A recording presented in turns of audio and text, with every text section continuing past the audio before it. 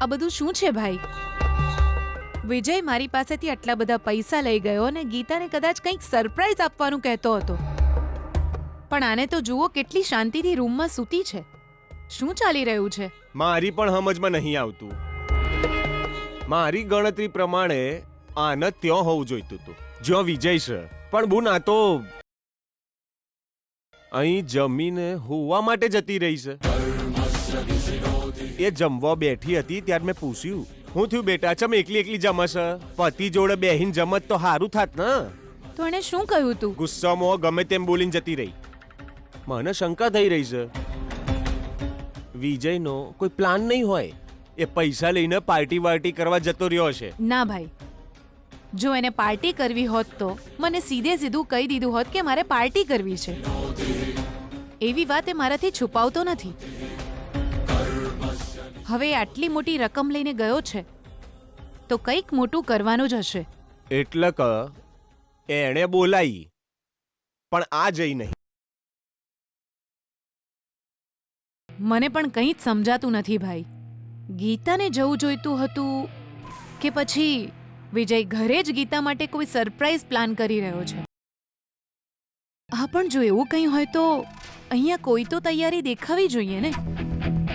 વિજય શું પ્લાન કરી રહ્યો છે મને કંઈ જ સમજાતું નથી ભાઈ. આટલું વિચારે નહીં બોલ. એના વિચારો બધાથી અલગ છે.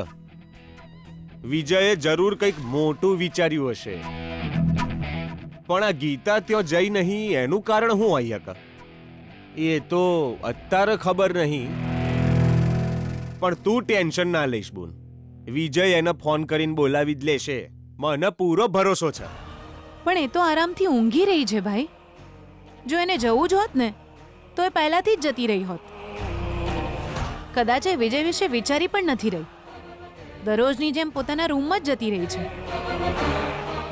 મને લાગ્યું કે વિજય કોઈ આઈડિયા કરીને એને બોલાવી લેશે, પણ ગીતા સરળતાથી માની જાય એવી છોકરી નથી.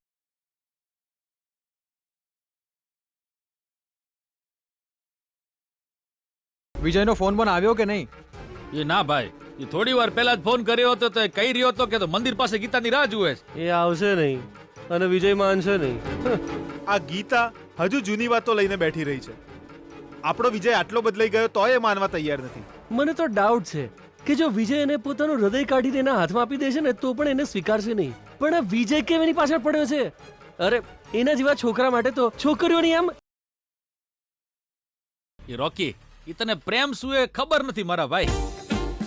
એ છોકરીનો ફોન નંબર લઈ આવે ને પ્રેમ ન કહેવાય. એ પ્રેમમાં પડેલો પ્રેમી એની પ્રેમિકાનું એવી રીતે ધ્યાન રાખે છે કે ક્યારેય કદી કોઈ પણ જાતની મુશ્કેલી ના પડે. એની પ્રેમિકાને કદી તકલીફ ન પડવા દે ને એને કહેવાય સાચો પ્રેમ. એ આવતી જતી દરેક છોકરી જોડે પ્રેમ નથી થતો ભાઈ. એ આપણા નસીબમાં ભલે ગમે તે હોય. જે છોકરો પોતાનો જીવ આપી દેવા તૈયાર હોય ને એની જોડે છોકરીઓ સાચો પ્રેમ કરે છે. યાદ રાખજે મારી વાત. ગુરુ શું વાત કહી છે તે? આજથી તું જ મારો ભગવાન છે.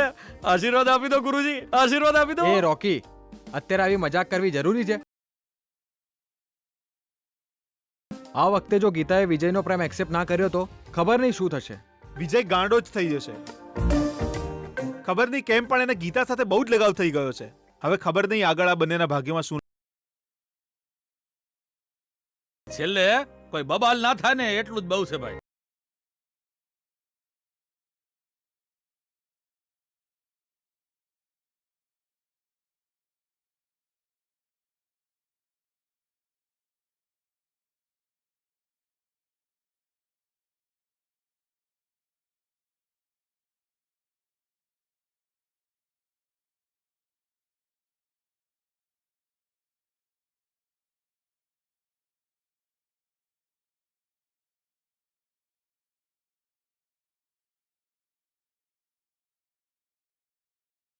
રાતના 2 વાગે સુકન્યા આમ.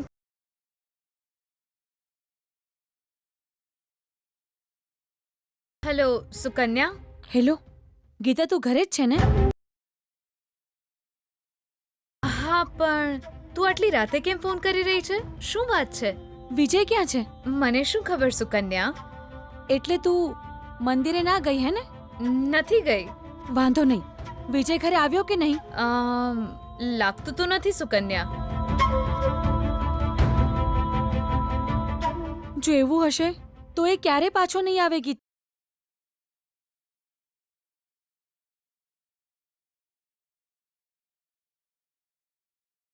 એ સુકન્યા, તું શું બોલી રહી છે? હા ગીતા, વિજય હજુ પણ પાછો નથી આવ્યો. ગીતા, વિજય મરી ગયો છે.